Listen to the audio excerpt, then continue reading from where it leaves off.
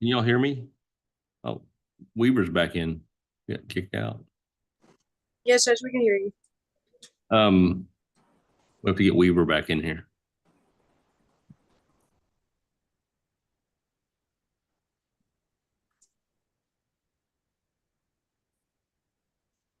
All right. This is for Marcus Richardson. And I do have a copy of the mental health assessment. Did you want to call your client and testify?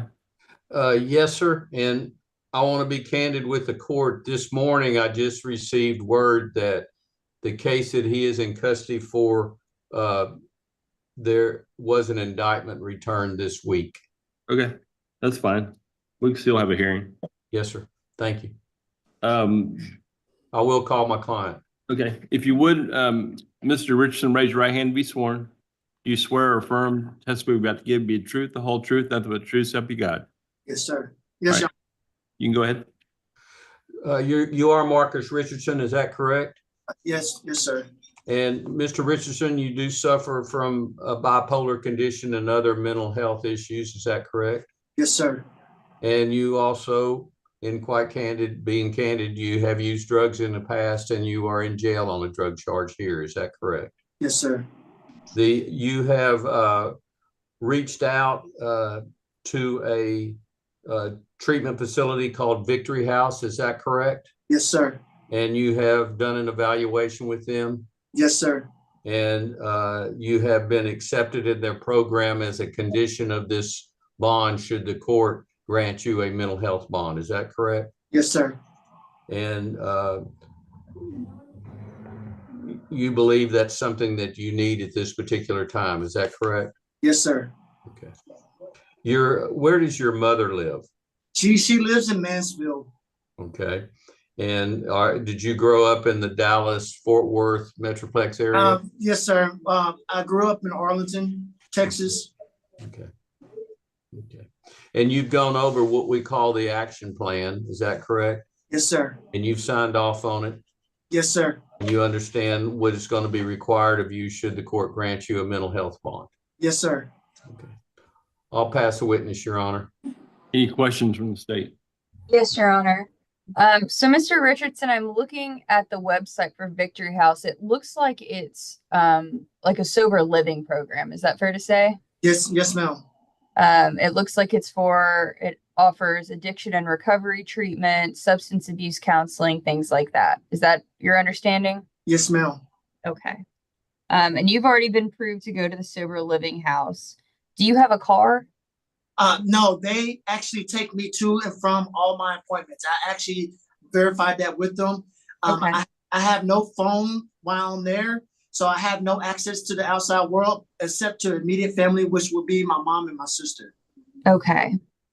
And to whoever I need to call. Like, I know on my action plan that I talked to Miss Kathy. She said I had to call once a week.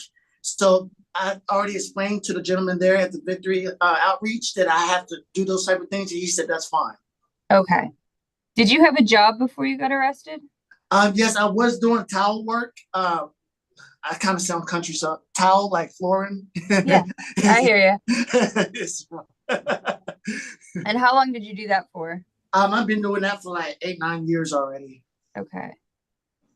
While you're at Victory House, and I don't know this, would you be able to have a job, or you stay in Victory House? Okay, so how it works there, I don't know if you're familiar with the Salvation Army.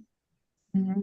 Okay, so Salvation Army, the rent's free there, but their work is done through donations. But we all know, like, I guess in any state, you're not allowed to work without getting paid something. So what they do is they you get it a certain amount of money throughout the week, and you get certain incentives out of your money, and they save your money for when you get out. Okay. Have you ever lived in any type of rehab facility or sober living before? Yes, I have. I stayed at Salvation Army before. Okay. And when was that, and how long was that? That was like in 2019, and I stayed for like 8-9 months. Okay. And why did you leave? I actually got an apartment. Okay.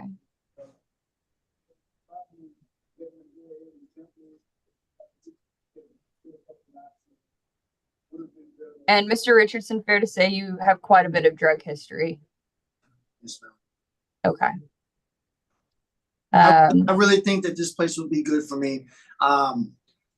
Considering that I have no access to the outside world other than my immediate family. So it just keeps me grounded with, focusing on myself and my recovery and my mental health. And we'll go through your criminal history here in a minute, but you've been placed on probation several times for drug offenses. I think it's only just been one time. Okay, well, we can go through it with the judge. I'll pass the witness. Anything else from the defense? No, Your Honor. Anything else from the state? Yes, Judge, I'd like to go through the criminal history. Okay. In 2005, he was arrested for burglary of a habitation, a second-degree felony as a juvenile. He received probation for that. In 2005, he was arrested for theft of property as an adult. He did 42 days on that. In 2005, he was arrested for possession of prohibited weapons, switchblade knuckles. That charge was rejected the charge was rejected. In 2005, he was arrested for possession of marijuana. He did 10 days on that. In 2007, he was arrested for possession of a controlled substance, a third-degree felony. He was initially placed on probation. In 2009, that probation was revoked and he did 2 years.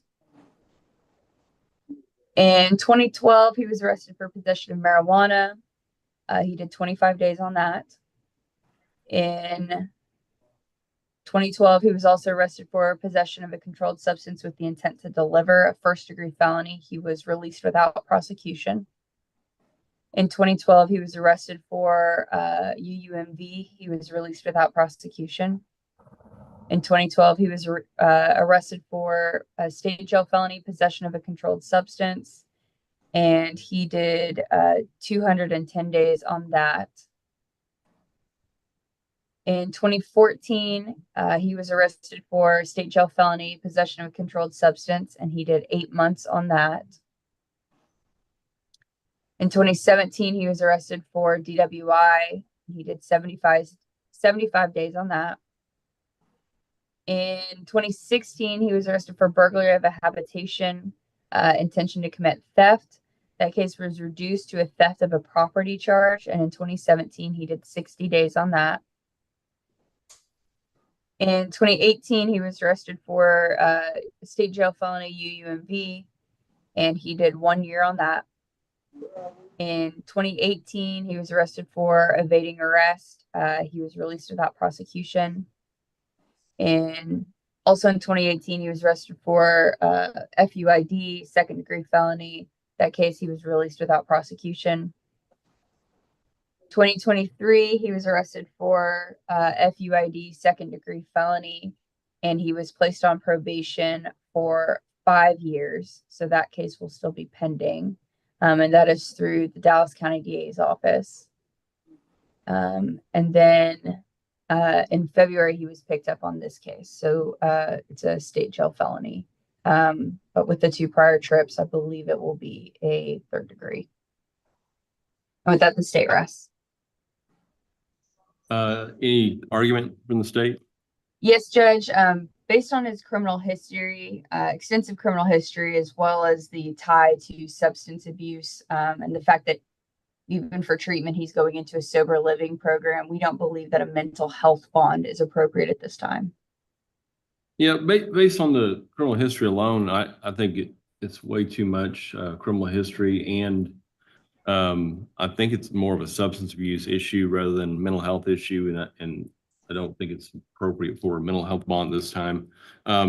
Since the case has been filed, if you decide to or get probation, you can probably get into the sober living facility after you plea the case, but I'm not going to put you there right now. It will probably interfere with getting the case taken care of. So good luck. Thank y'all. Thank you, Your Honor.